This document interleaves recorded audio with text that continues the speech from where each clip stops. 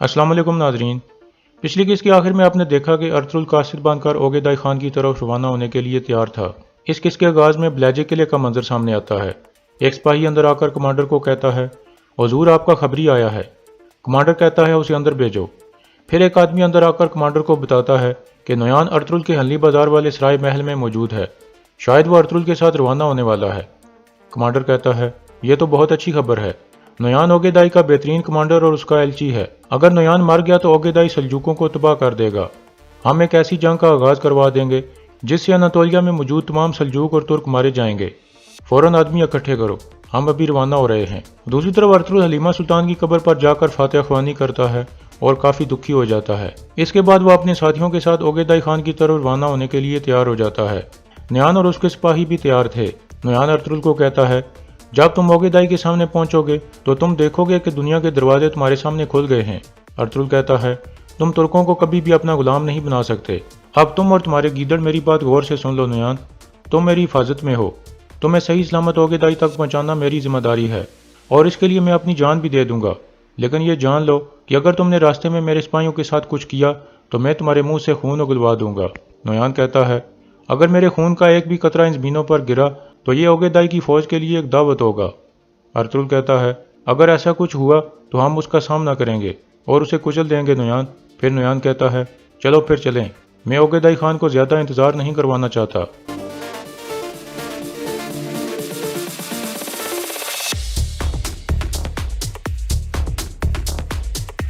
दूसरी तरफ नोयान की बहन आलम गोया काई कबीले में पहुंच जाती है और बच्चों के लिए कुछ लिबास लाती है।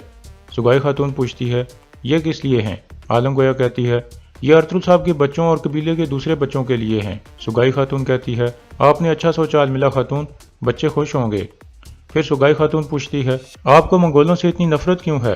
आलम गोया कहती है, उन गलीजों ने मेरे बच्चों को कत्ल कर दिया था। सुगाई खातून कहती है, उन हरामजादों ने मेरे सारे घर वालों को कत्ल कर दिया था। इतने में आयमा खातून भी आ जाती हैं। सुगाई खातून उन्हें बताती है कि अलमिला खातून बच्चों के लिए लेदर की जैकेट्स लेकर आई हैं। यह सुनकर आयमा खातून उसका शुक्रिया अदा करती हैं। दूसरी तरफ गुनल पहली बाजार में हकीम आरतो के पास पहुंच जाता है। हकीम आरतो कहता है, अर्तुल साहब चाहते हैं कि हम हर नए आने वाले ताजिर से तफ्तीश करें, उनमें नोयान के जासूस हो सकते हैं। इतने में गुनल को वो ख्याल आता है जब उसके सिपाही ने कहा था कि अलमिला खातून मंगोलों जैसे घोड़ा दौड़ा रही है और उसका घोड़ा भी मंगोलों जैसा है। यह सोचकर गुनल कहता है, आप सही कह रहे हैं आर्तुक साहब, हमें इस मसले को गहराई से देखना होगा। मैं अलमिला खातून और उसके आदमियों का पता चलाने की कोशिश करूंगा। हकीम आर्तुक पूछता है, आप उनसे क्यों तफ्तीश करेंगे गुनल्ब साहब? गुनल्ब कहता है, अर्तुल साहब ने उन्हें हल्ली बाजार में जगह दे दी है, लेकिन हम नहीं जानते कि असल में वो कौन है और कहाँ से आए हैं। भेड़िए भेड़ों के रूप में हैं आर्तुक साहब, खतरा कोई भी हो सकता है। दूसरी तरफ अर्तुल और नोयान का काफिला रवाना था। एक जगह पहुंचकर अर्तुल कहता है, हम यहाँ घोड़ों को आराम कराएंगे। तुर्गुत कहता है, अंधेरे से पहले हमें मेहमान खाने तक पहुंचना होगा सरदार। इसके बाद वो सब घोड़ों से उतरकर घोड़े बांध देते हैं और आराम करने लगते हैं।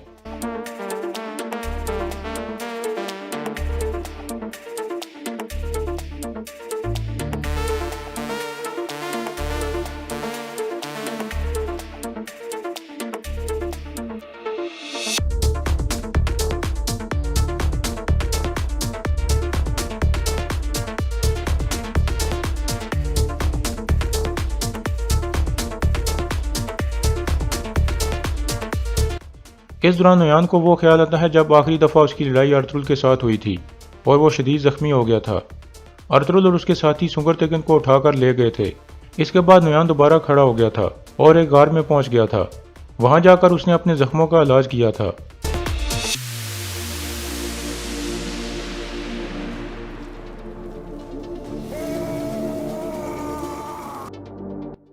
इसके बाद नोयान ने कहा था, मैं इसी तरह तुम्हारी लाश जलाऊंगा अर्तुल, तुम इससे 1000 गुना ज्यादा तकलीफ से गुजरोगे। दूसरी तरफ काई कबीले में सुगाई खातून कहती है, आयमा वालदा, अगर आप मुझे इजाज़त दें तो मैं अपने बच्चे की कब्र पर जाना चाहती हूँ। आयमा खातून कहती हैं, तुम ज़रूर जाओ सुगाई खातून, हमारे सिपाही तुम्हें अपनी हिफाजत में लेकर जाएंगे। फिर सुगाई खातून उठकर बाहर निकल जाती है। दूसरी तरफ अर्तुल का काफिला एक जगह रुका हुआ था। नोयान कुछ फासले पर अर्तुल के सामने बैठा हुआ था।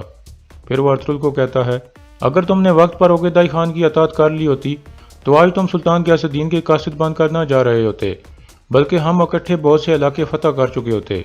अर्तुल कहता है, اگر میں عقیدہ خان کی اطاعت کر لیتا تو ابھی تک کچلا جا چکا ہوتا۔ نویان کہتا ہے اگر تم ایسے ہی سوچتے رہے تو تمہیں اور تمہارے قبیلے کو کبھی سکون نصیب نہیں ہوگا۔ ارطغرل پوچھتا ہے اس کا کیا مطلب ہے نویان؟ نویان کہتا ہے میرا مطلب ہے کہ تم سلطان کا قاصد بننے کی بجائے عقیدہ خان کی فوج کی سپہ سالاری کرو۔ ارطغرل آگے سے کوئی جواب نہیں دیتا۔ اسی دوران بلیجی کا کمانڈر اپنے بہت سارے سپاہیوں کو لے کر ان کے قریب پہنچ چکا تھا اور چھپ کر انہیں دیکھ رہا تھا۔ پھر وہ آہستہ سے کہتا ہے ہم ایک ایک کر کے سب کو قتل کر دیں گے، لیکن ہمارا اصل ہدف نویان ہے، ہمیں اسے ہر حال میں قتل کرنا ہے، چاہے کچھ بھی ہو جائے۔ دوسری طرف گنلب اچانک عالم گویا کے کارخانے پر پہنچ جاتا ہے۔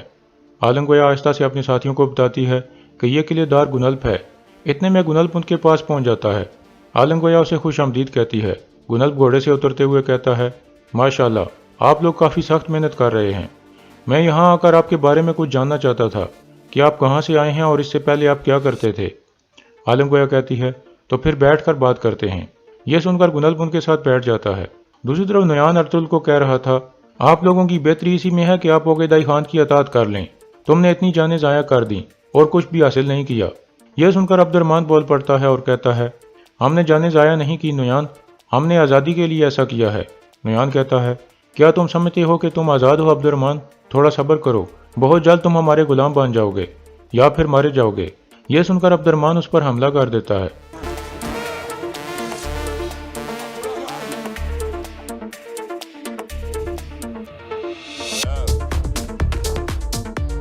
دوسری طرف گنلب پوچھتا ہے تو آپ لوگ کہاں سے آئے ہیں؟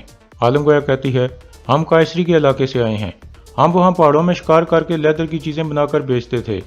اتنے میں گنلب کی نظر ایک تیر کمان پر پڑتی ہے تو وہ کھڑا ہو کر اسے اٹھا لیتا ہے اور اس کا اچھی طرح سے جائزہ لینے لگتا ہے۔ عالم گویا کا ساتھی کہتا ہے یہ میں نے ایک تاجر سے خریدی تھی۔ گنلب کہتا ہے یہ تیر کمان منگولوں کی ہے۔ پھر گنلب اپنی بات گما دیتا ہے تاکہ انہیں شک محسوس نہ ہو۔ اس کے بعد وہ وہاں سے واپس مڑ جاتا ہے۔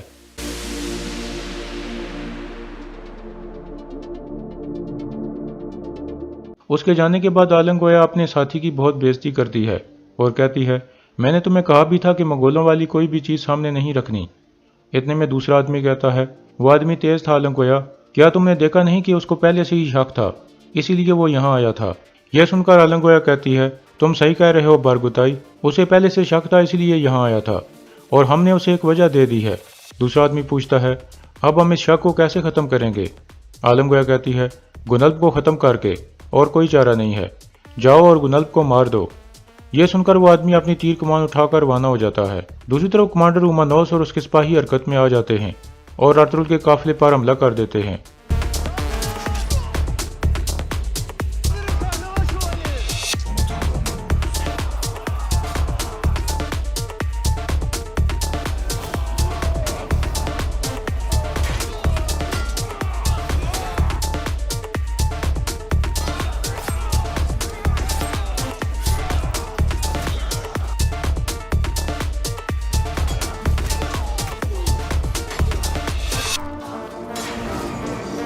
دوسری طرف سگائی خاتون اپنے بچے کی قبر پر جا کر فاتحہ خوانی کر رہی تھی۔ تھوڑی دیر بعد کچھ آدمی وہاں آ جاتے ہیں اور انہیں چاروں طرف سے گھیرے میں لے لیتے ہیں۔ ایک آدمی کہتا ہے ہم نے سگائی خاتون کو زندہ پکڑنا ہے۔ یہ کہہ کر وہ حملہ کر دیتے ہیں۔ سگائی خاتون ایک طرف بھاگنے لگتی ہے۔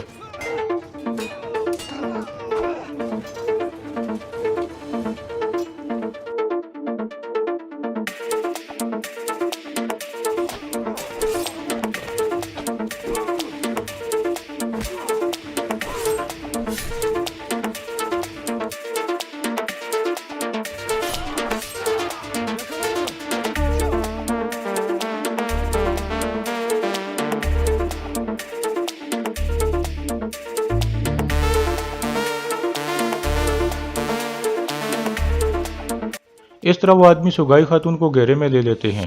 ایک آدمی کہتا ہے تم ہمارا وقت ضائع کر رہی ہو خاتون، تلوار پھینک کر اپنے آپ کو ہمارے حوالے کر دو۔ سگائی خاتون کہتی ہے میں تم غلیظوں کے آگے ہتھیار نہیں پھینکوں گی۔ یہ کہہ کر وہ حملہ کر دیتی ہے۔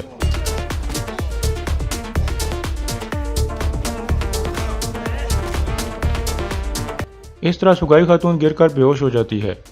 دوسری طرف لڑائی جاری تھی۔